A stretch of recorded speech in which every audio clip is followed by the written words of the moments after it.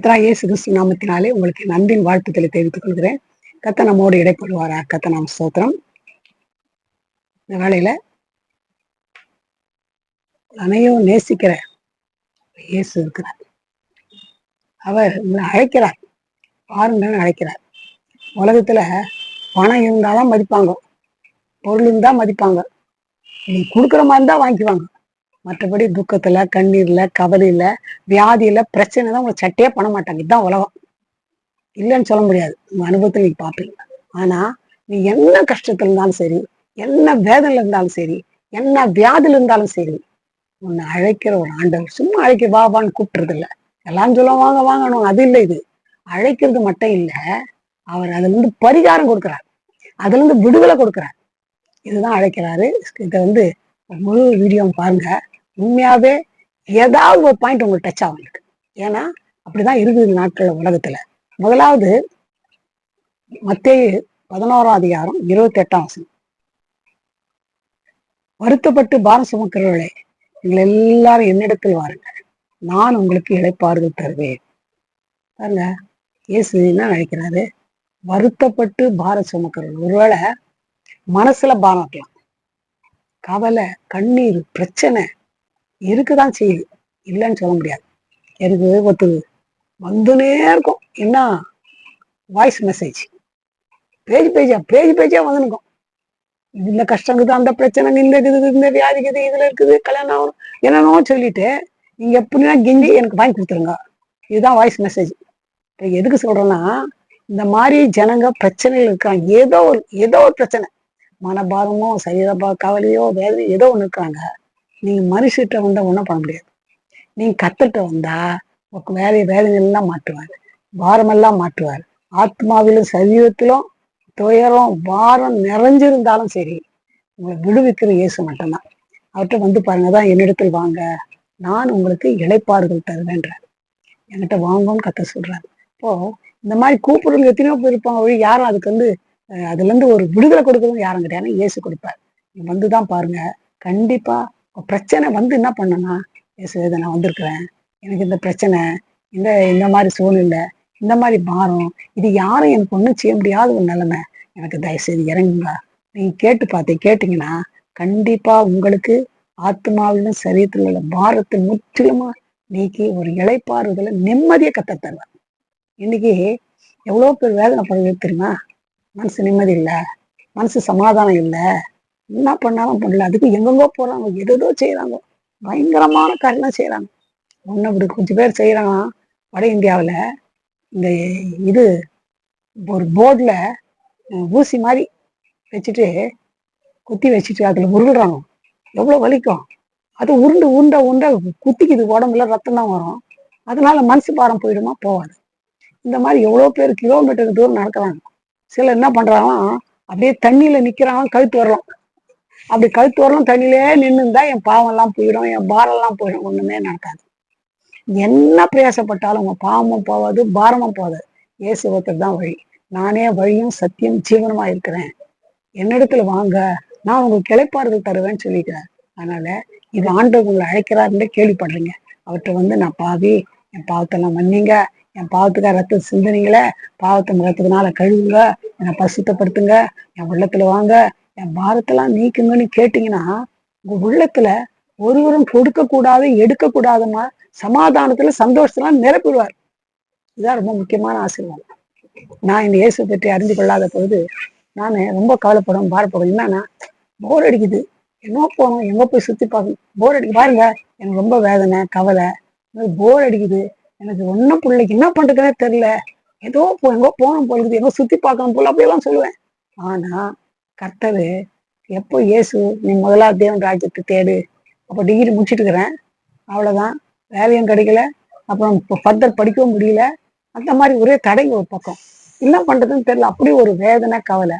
இப்போ நான் பயப்படிக்கும் கர்த்தர் என்னோட பேசினாரு, நீ முதலாவது தேவனுடைய ராஜ்யத்தையும் நீதை தேடு, அப்பொழுது இதெல்லாம் நான் கூட கொடுக்குறேன்னு கர்த்தர் சொன்னார். அப்போ அப்படியா விஷயம், இது தெரியாத நான் இவ்வளவு பாரப்பட்டு இருந்தேனே, இவ்வளவு வேதனைப்பட்டிருந்தேன்னு யோசித்தேன்.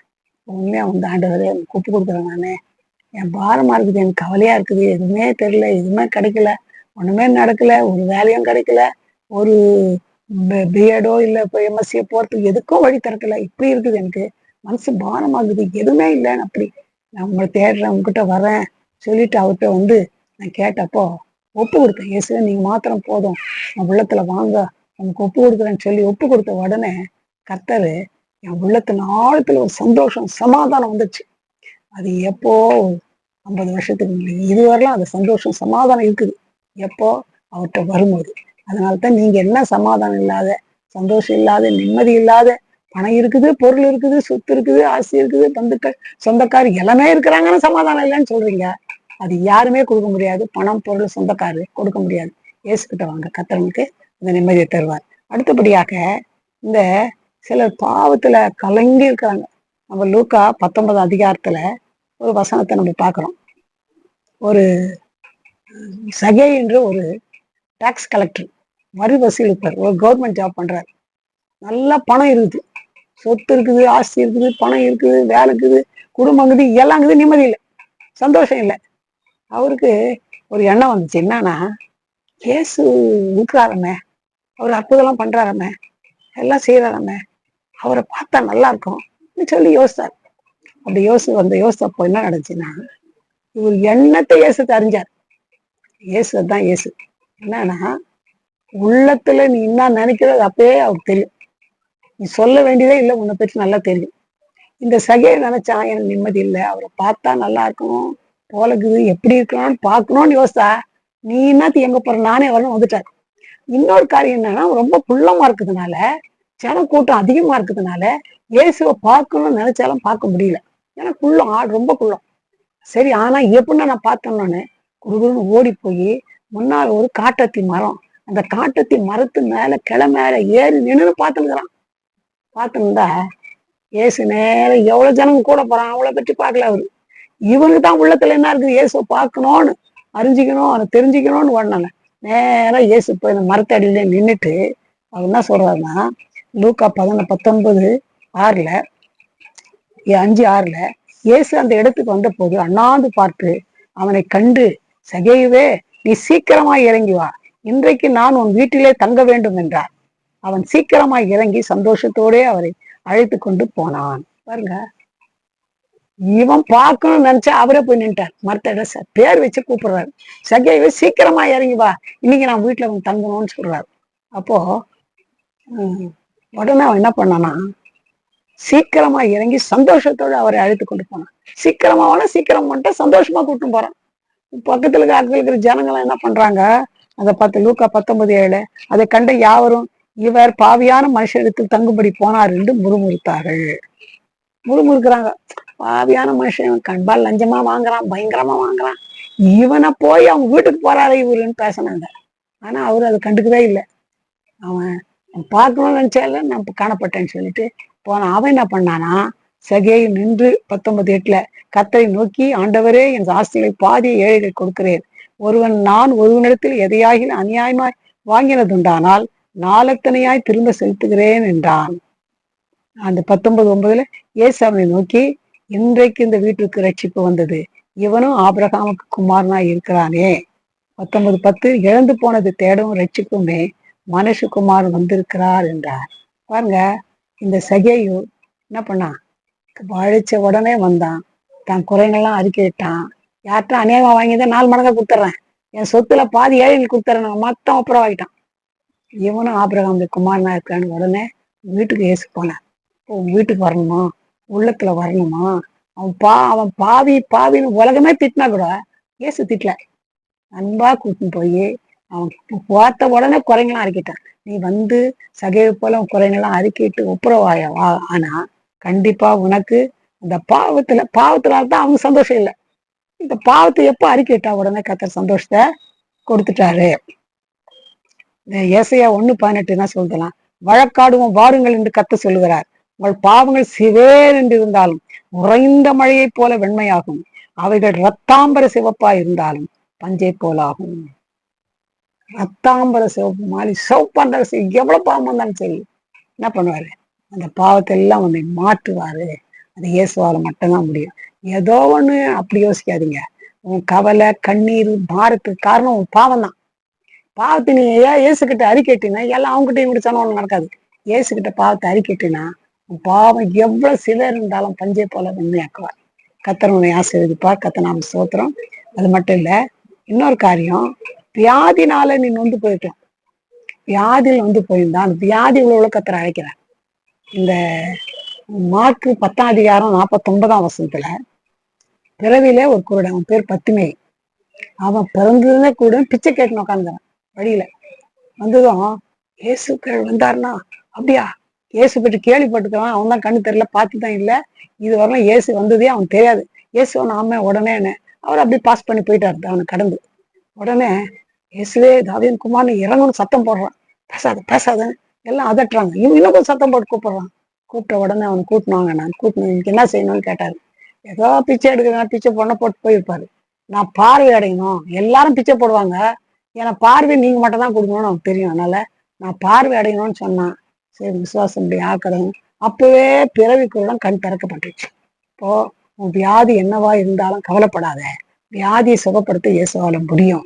அதனால நீ வியாதியில கவலைப்பட்டு கண்ணீர் விடாத, இயேசுகிட்ட வா.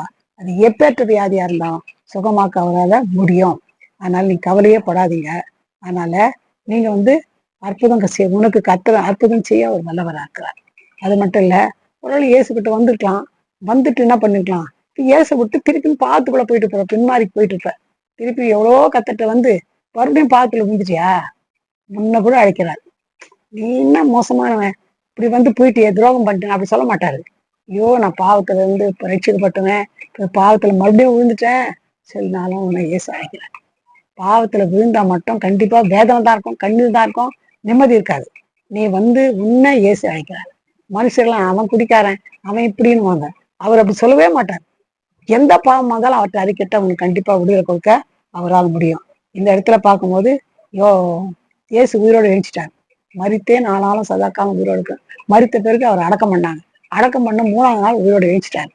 இப்ப நிறைய பேருக்கு தரிசனம் ஆவார். சீஷனுக்கு முதல்ல மகள மரியாள் சீஷனுக்கெல்லாம் தரிசனம் ஆனார். தரிசனம் ஆன பிறகுவோ இந்த பேதர் என்ன பண்ணாருன்னா, கூட கொஞ்சம் சீஷன் எடுத்துக்குன்னு அவன் முதல்ல செய்த வேலை, மீன் பிடிக்கிற வேலை, வலைகள்லாம் எடுத்துக்கின்னு போட்டை எடுத்துன்னு மாட்டியும் போயிட்டாங்க. என்னத்துக்கு மீன் பிடிக்க. ஆனா இயேசு அவங்களுக்கு தரிசனம் ஆனார். ஆனா போட்டாங்க ஒரு மீன் கூட கிடைக்கல. கத்தரை விட்டு போனா ஒண்ணுமே கிடைக்காது. அந்த மாதிரி நிலைமை ஆயிடுச்சு. அப்போ பிள்ளைகளே சாப்பிட்றதுக்கு எதனா இருக்குதான்னு கேட்கறாங்க. ஒண்ணும் இல்லை, ஒண்ணுமே இல்லை. உடனே துரோகிங்களேன்னு சொல்ல உடனே என்ன பண்ணாரு, தழல்ல சுட்ட அப்பத்தையும் மீனையும் வறுத்த மீனை கொண்டு வச்சு சாப்பிட்டு போனார். சாப்பிட்டுட்ட பிறகு கேட்கிறாரு பேதுரை பார்த்து, நீ அவன் தானே இட்டு வந்து எல்லாரையும், நீ என்னை நேசிக்கிறாயா? நான் நேசிக்கிறேன். 3 பேரும் கேட்டார். 3 பேரும் உங்களுக்கு தெரியும் நான் நேசிக்கிறேன். இப்போ ஆடுகளை மேய்ப்பாயாக. ஆனா கத்தருக்குள்ள அவ்வளவு அன்பா இருந்தவன் கத்தரை விட்டு பின்மாறி போயிட்டான், தூரம் போயிட்டான். அதனால கத்தரை நேசித்து வல்லமையா அதை பேதுரை எடுத்து பயன்படுத்தினேன். வல்லமையா அப்படி போன நேழ்பட்டாவே அப்படியே வியாதிஸ்தெல்லாம் உயிரோடு எழுச்சிட்டாங்க, நல்ல சுகமாயிட்டாங்க. செத்து போனவளை போய் ஒரு ஏந்திரி கவித்தாலையாவே உயிரோடு எழுச்சிட்டாங்க. அவ்வளவு அற்புதமான கத்தர் செய்தார். கத்தை நாம் ஸ்தோத்திரம். அதனால கத்தனை செய்வார். எப்பேற்பட்ட பின்மாறி போயிருந்தாலும் உன்னை கத்தரை அழைக்கிறாரு. அது மட்டும் இல்ல, மல்கியா 3:10 என் ஆலயத்தில் ஆகாரம் உண்டாயிருக்கும்படி தசமபாகங்களை எல்லாம் பண்டக சாலையில கொண்டு வாருங்கள், அப்பொழுது நான் வானத்தின் பலகணிகளை திறந்து இடம் கொள்ளாமற் போக மட்டும் உங்கள் மேல் ஆசீர்வாதத்தை பரிசிக்க மாட்டேனோ என்று, அதனால் என்னை சோதித்து பாருங்கள் என்று சேனைகள் கத்த சொல்லுகிறார். அப்போ ஆலயத்துல போய் நம்ம மனப்பூர்வமா காணிக்கை கொடுக்கும்போது, காணிக்கை போட்டா குறைஞ்சது நினைக்க ஒருத்தரப்புதான் சொன்னாங்க. எனக்கே வேதனை ஆயிடுச்சு கேட்கும்போது, காணிக்கை அவ்வளவு கொடுக்கணுமா ஆனா சொன்னா எனக்கு ரொம்ப கஷ்டமாயி போச்சு. கொடுத்துதான் பாருங்க, நீ கொடுத்தா ஒரு காலம் குறைஞ்சிட்டு போக மாட்டீங்க. கொடுங்கள், அப்போ திரும்ப கொடுப்பாரா. அதனால கொடுக்கும்போது அது எப்படி கொடுக்குறாராம், இடம் கொள்ளாமற் போக மட்டுமா கத்திரங்களை ஆசீர்வதிப்பார். இதெல்லாம் வார்த்தை வசனம் உண்மை. இது அனுபவத்தில் தான் நான் சொல்றேன். கொடுக்க கொடுக்க கத்தர் கொடுத்துனே இருக்கிறாரு. இவ்வளவு காணி கொடுத்துறதா யோசிக்காதீங்க. அட்லீஸ்ட் 10ல் ஒரு பங்குனா ஆலயத்தில் எடுத்து கொடுக்கும்போது கர்த்தர் என்ன பண்ணுவாரு, ஒரு நன்மையும் குறைப்படாமல் பாதுகாக்கிறது மட்டும் இல்ல, என்ன பண்றாராம், வானத்தின் பலகணிகளை திறந்து இடம் கொள்ளாமற் போக மட்டுமா இவங்களை ஆசீர்வதிப்பார். அன்பான ஒரு தேவன். அவரை போல தேவன் யாருமே இல்லை. அவர் அழைக்கிறார். எதுக்கு அழைக்கிறாரு? பாவத்துல விழுந்துட்டியா, பாவத்துல இருந்து கத்துற மீட்டு விடுவார். மன வேதனையா, கவலையா, பாரமா, ஒற்றவா இதெல்லாம் செயல்படுத்துவார். வியாதியிலிருந்து சுகப்படுத்துவார். அது மட்டும் இல்ல, உன்னுடைய பின்மாற்றத்தை சுகப்படுத்துவார். அது மட்டும் இல்ல, உன்னுடைய பண குறைவு இருந்தாலும் நீ கத்தருக்கு காணிக்கை கொடுக்கும்போது கத்தனை பண்ண இடம் கொள்ளாமற் போக மட்டுமா உன்னை ஆசீர்வதிப்பார். கடனா, கஷ்டமா, பிரச்சனையா எல்லாவற்றையும் மாற்ற அவரால் முடியும். அது இது எப்படி ஆகும் நீங்க நினைக்கலாம். அவரால் கூடாத காரியம் உண்டு. நம்ம ஜெபிக்கலாம். எங்களை நேசிக்கத்தான அருமையான பிதாவே, நல்ல வேலைக்காக நாங்கள் துதிக்கிறேன் ராஜா, சுத்திரிக்கிறோம். எவ்வளவு அன்பான தேவன், எங்களை அழைக்கிறீங்கப்பா. சிலர் வியாதியில இருக்கிறாங்க, அவர்களை சுகப்படுத்த அழைக்கிறீங்கப்பா. சிலர் பாரத்தோட, கண்ணீரோட, பிரச்சனையோட இருக்காங்கப்பா, அவள் விடுதலை கொடுக்க நீங்க அழைக்கிறீங்கப்பா. சிலர் பாவத்துல இருக்கிறவங்கள பாவத்தை மன்னிப்பு கொடுக்க அழைக்கிறீங்கப்பா. சிலர் வேதனையில இருக்கிறவங்க வேதனையை மாற்ற, பின்மாற்றத்தை மாற்ற, கடன் தொல்லையில கஷ்டங்களை மாற்ற நீங்க அழைக்கிறீங்கப்பா. இந்த நிலைமையில யார் யார் இப்பொழுது காணப்படுகிறாளோ அவளை நீங்க அழைக்கும் போது இந்த அழைப்புக்கு இணங்கி ஒரு கிட்ட வந்து குறைகளை அறிக்கையிட்டு இயேசுவே எனக்கு இறங்குன்னு யார் கேட்கிறாங்க, இறங்கி ஒரு தேவையை சந்தித்து ஒரு அற்புதம் செய்யுங்க. இப்பொழுதே செய்யுங்கப்பா. இந்த பிரச்சனையை மாற்ற மால் தான் முடியும். இந்த வியாதியை சுகமாக்கும் மால் தான் முடியும். ஆண்டவரே, இந்த பின்மாற்றத்தை மாற்ற மால் தான் முடியும். ஆண்டவரே, உலகமே பாவின்னு திட்டினா கூட ஆண்டவரே கத்தா நீங்க பாவின்னு சொல்ல திட்டுலப்பா. ஆண்டவரே, வா வீட்டுக்கு நான் தங்கணும் வான்னு கூப்பிட்டு ஆண்டவரே அவன் வீட்டுக்கு நீ போய் தங்கினீங்கப்பா. இழந்து போனது தேடும் ரட்சிக்குமே மனுஷகுமார் வந்தார் வசனம் சொல்லுங்கப்பா. யார் யார் எந்த நிலைமையில இருந்தாலும் நீங்க அழைக்கிறீங்கப்பா. அழைப்புக்கு இணங்கி வீடியோ இப்போது யார் யார் பார்த்து கொண்டிருக்காங்க, எந்த நிலைமையிலிருந்து விடுதலை வந்தாலும் ஒரு அற்புதமான விடுதலை கொடுத்து நாமத்தை மயன்படுத்திக் கொள்ளுங்க. பெரிய காரிச்சு பொறுப்புள்ள கருத்துக்குள்ள நாங்க தாழ்த்தது இயேசுவின் நாமத்தில் ஜெபம் கேள்வி. ஆமே. God bless you.